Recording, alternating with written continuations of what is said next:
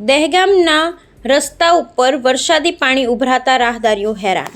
Pre monsoon કામગીરી નિષ્ફળતાના કારણે પાણી ભરાયા।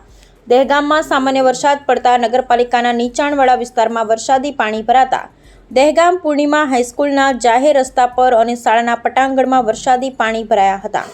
ત્યારે શાળામાં બાળકો લેવા વાલીઓ શાળા પર દોડી જઈ પોતાના બાળકોને ઘરે લઈ ગયા હતા। જ્યારે દહેગામ મોડાસા સ્ટેટ હાઈવે માર્ગ પર એસટી સ્ટેન્ડથી નરોડા તરફ જતા જાહેર માર્ગ પર પથિકા શોપિંગ સામે સિદ્ધેશ્વર મહાદેવના રસ્તા પર ચંદન ચોક વિસ્તાર અને જૈન દેરાસર જીબી વડ પાસે જાહેર રસ્તા પર ભૂલો પડી ગયેલ છે।